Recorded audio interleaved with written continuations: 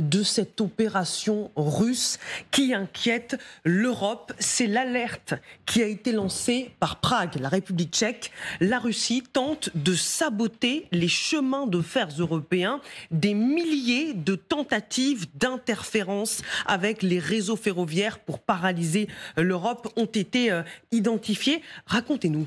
Déclaration faite assez surprenante de Martin Kupka. Vous savez, Martin Kupka, c'est le ministre des Transports tchèque. Il parle de milliers de tentatives pour interférer avec les réseaux de chemin de fer européens. Vous l'avez dit, des milliers de tentatives réalisées depuis le début de la guerre. C'était donc en février 2022. Des opérations qui seraient menées par des hackers russes avec deux cibles assez précises, les systèmes de signalisation et les réseaux de l'opérateur ferroviaire national tchèque, avec des résultats attendus pour ces hackers russes en tout cas. Eh bien, ce sont des systèmes de billetterie hors service et une inquiétude un peu plus importante concerne des interférences de signaux qui peuvent provoquer de graves accidents. L'Agence européenne pour la cybersécurité a d'ailleurs publié un rapport. C'était son premier rapport sur le sujet l'année dernière et ce rapport indique qu'il y avait eu des attaques à un rythme croissant contre les compagnies ferroviaires depuis quelques mois maintenant, principalement en raison donc de l'invasion russe en Ukraine. Et la République tchèque tente justement de se protéger contre ces attaques ? Tout à fait, avec un exemple assez concret, c'est la limitation pour des opérateurs étrangers de participer à certains appels d'offres. Je vais vous donner un exemple très concret. La République tchèque prévoit la construction d'une ligne ferroviaire à grande vitesse qui relierait Berlin, Prague et Vienne en 4 heures seulement. Eh bien, pour certaines pièces, pour certains systèmes de signalisation, la République tchèque va privilégier des entreprises européennes. Et Kupka, donc le ministre des Transports, justifie son choix. Regardez, il ne s'agit pas d'une interdiction, mais nous préférons les entreprises européennes pour les pièces numériques, mais aussi pour les systèmes de signalisation. Nous avons clairement exigé une limite sur les opérateurs étrangers fournissant des pièces spécifiques, car cela fait partie de l'infrastructure critique. Vous pouvez le constater, la menace est donc prise au sérieux par la République tchèque, mais également par l'ensemble des pays européens, puisque souvenez-vous, en août dernier, la Pologne avait déjà été victime d'une attaque de ce genre, d'une attaque de son système ferroviaire, sans gravité, heureusement. Merci beaucoup Jordan pour ces toutes dernières informations. Colonel, pourquoi viser spécifiquement des chemins de fer ? Oui, alors c'est la question. Et pourquoi en République tchèque aussi ? Oui.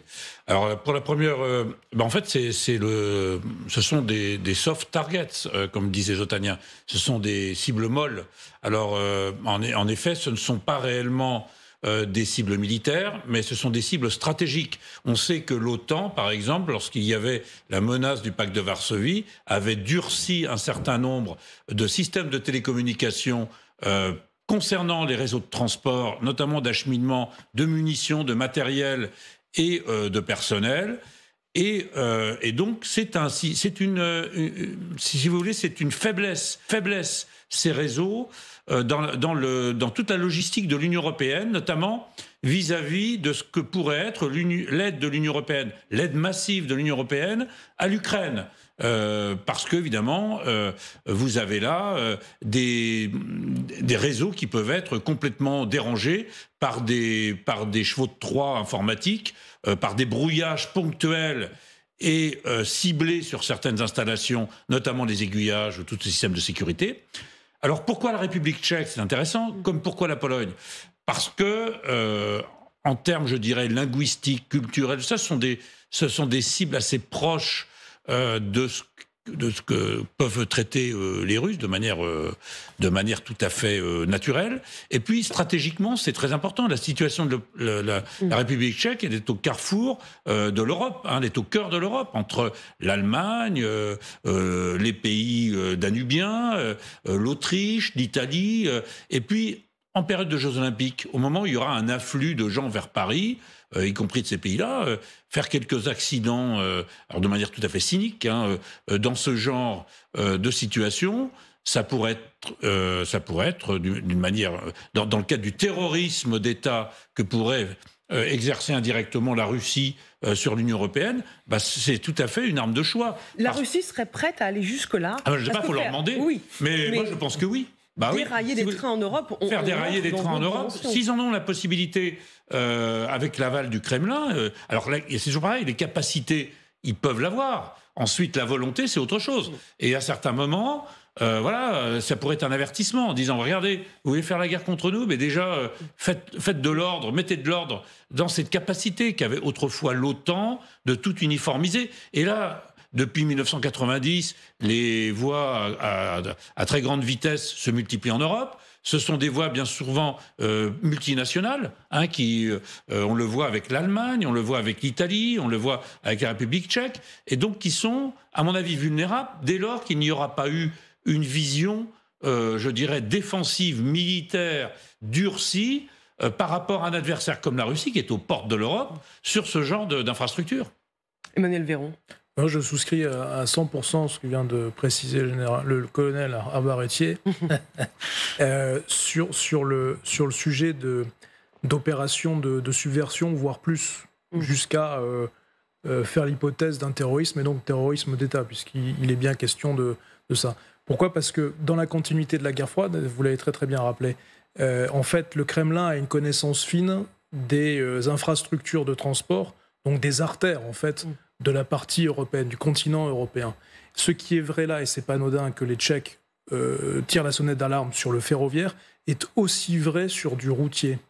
Et notamment du routier en partance de Pologne, en partance de République tchèque, en partance de l'Autriche, etc., à destination, le flux routier, le flux ferroviaire, à destination de l'Europe occidentale, c'est-à-dire vers chez nous, vers l'Europe méditerranéenne, etc., notamment à travers des compagnies de poids lourds, des compagnies de transport routier, comme des compagnies nationales et ou non nationales de chacun des États qui sont traversés. Pourquoi ? Parce que c'est contrôler les flux, contrôler des points d'entrée sur le territoire et, le cas échéant, monter telle ou telle opération de déstabilisation, voire beaucoup plus. On peut même faire l'hypothèse, c'est une hypothèse, que l'étude depuis le Kremlin de ce chevelu ferroviaire, de ce chevelu routier, permettrait aussi des portes d'entrée, la maîtrise de portes d'entrée pour des troupes russes sur une partie du territoire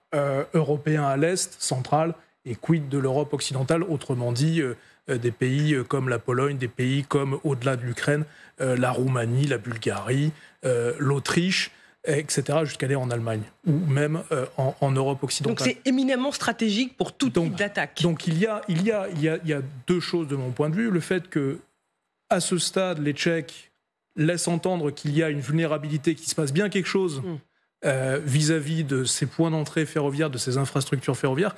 Et deuxième sujet, c'est pas anodin non plus que le Kremlin, sur la tradition, l'historicité du développement des connaissances depuis la guerre froide, s'intéresse à ces infrastructures de transport parce qu'elles permettent d'acheminer des hommes, ou le cas échéant, de déstabiliser des États, voire là, à l'échelle européenne ou otanienne.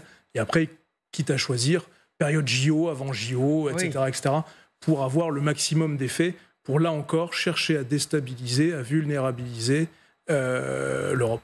Et je rappelle qu'en août dernier, la Russie avait été accusée, comme l'avait rappelé Jordan, d'avoir commandité une attaque contre les chemins de fer polonais. Cette fois, des inconnus avaient pénétré sur le réseau de communication radio des chemins de fer polonais PKP dans le nord-ouest du pays en émettant un signal stop.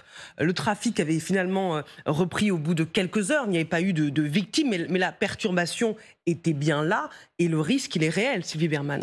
Oui, tout à fait. Donc, ça a été évoqué par les deux intervenants précédents sur un plan stratégique. Mais c'est vrai qu'il y a eu déjà, au cours des dernières années, des cyberattaques de la part des Russes, émanant en général des fermatrolles de Prigojine, et qui ont déstabilisé des hôpitaux et d'autres institutions. Donc, effectivement, ils ont cette capacité-là.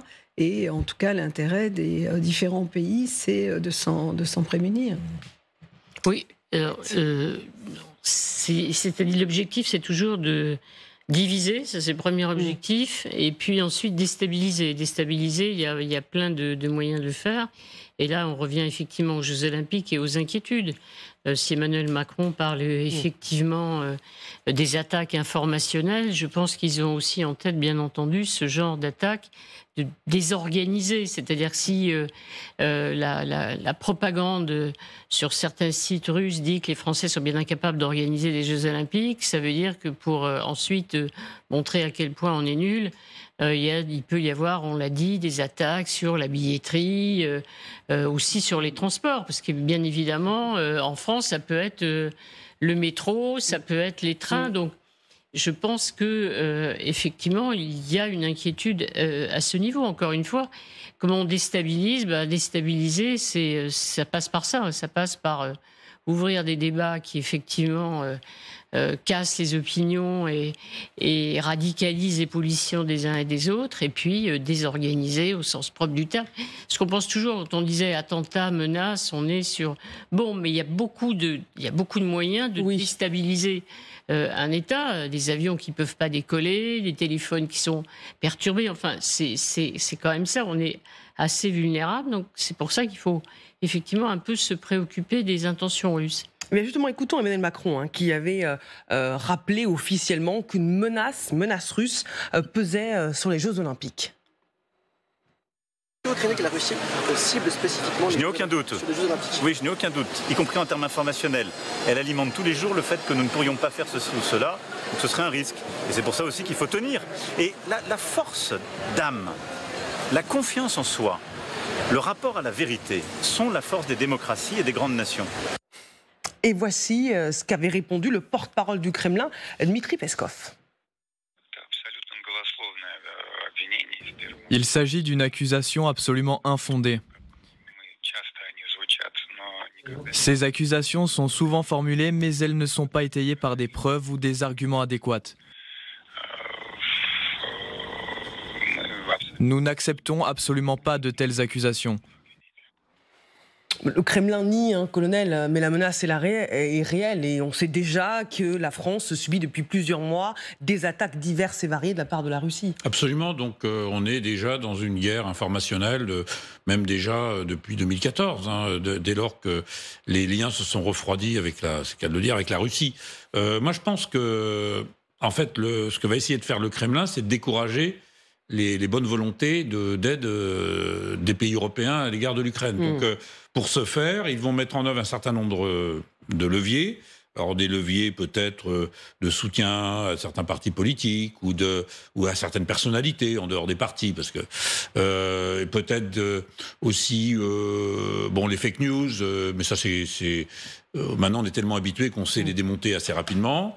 Mais d'une manière plus globale, ils vont essayer aussi, je pense, c'est de rendre la Russie plus aimable à une certaine partie de l'opinion européenne.